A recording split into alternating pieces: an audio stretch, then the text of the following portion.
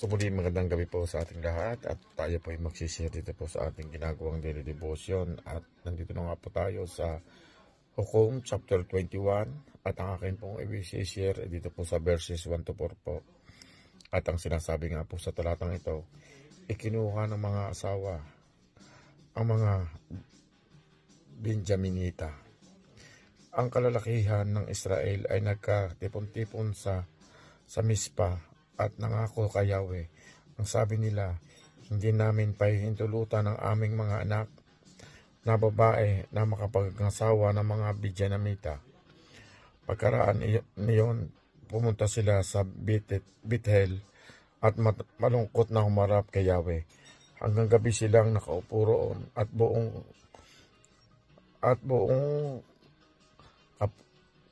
buong kapaitang nananangis.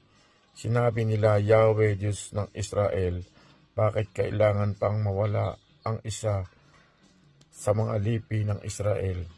Kinaumagahan ang mga Israelita ay nagtayo roon ng isang altar at naghain ng mga handog para sa kapayapaan at nagsunog ng buong handog. Purihin po ang Panginoon sa pagkabasa ng banal na salita. God bless everyone. Ang gandang gabi po sa ating lahat at tayo po muli mag-share sa ating daily devotion dito po sa Judges chapter 21 verse 5 to 8. Nagtanungan sila kung aling lipi ng Israel ang hindi nakaisa sa pagtitipon sa Mispa, sapagkat maigpit nilang ipinangako na papatayin ang sinumang hindi humarap doon kay Yahweh.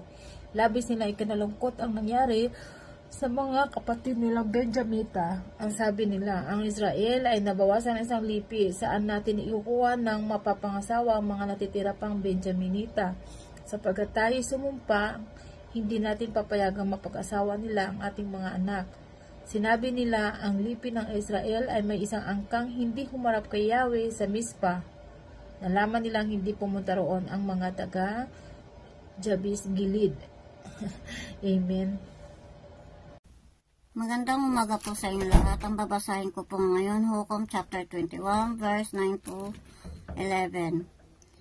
Sapagkat isa man taga Jabes Gilead ay walang sumagot ng isa-isang tawagin ang mga tao, kaya ang kapulungan iyon ay pumili ng 12,000 matatapang na kawal, pinupunta sa Jabes Gilead at inutosang patayin ang lahat ng taga roon.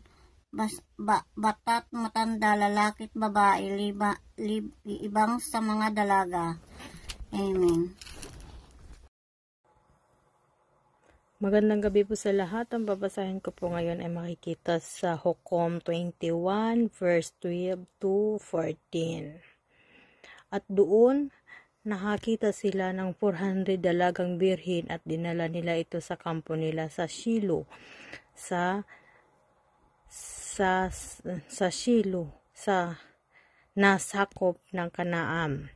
Pagkatapos, nagsugo ang buong sambayanan ng Israel ng mga mensahero sa mga lahi ni Benjamin na nagtatago sa bato ng Rimmon.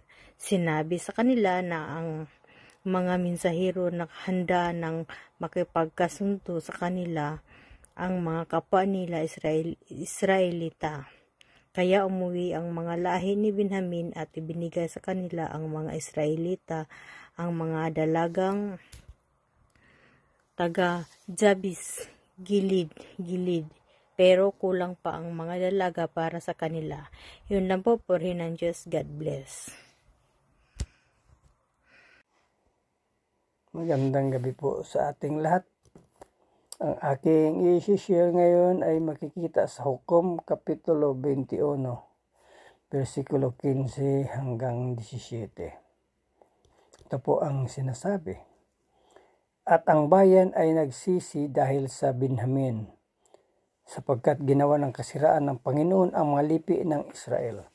Nang magkagayoy, sinabi ng mga matanda ng kapisanan, paanong ating gagawin paghanap ng asawa doon sa nangatitira? Yamang ang mga babae na lipol sa Benjamin. At kanilang sinabi, narapat magkaroon ng mana yaong nangakatakas sa Benjamin upang ang isang lipi ay huwag mapawi sa Israel.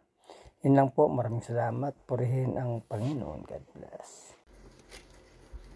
Magandang gabi po sa lahat. Ang babasahin ko po ngayon ay makikita sa Hukom 21 verse 18 to 21.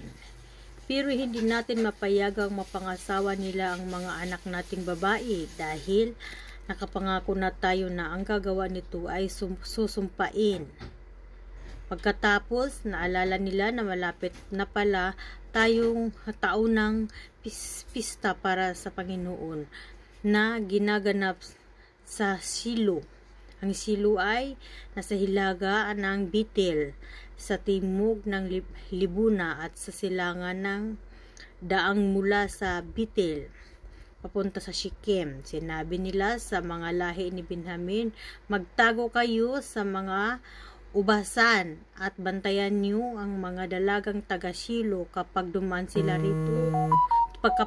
sila roon para sumayaw sa pista, lumabas kayo at taniman at kumuha ng mapangasawa ninyo at dalhin sa inyong lugar.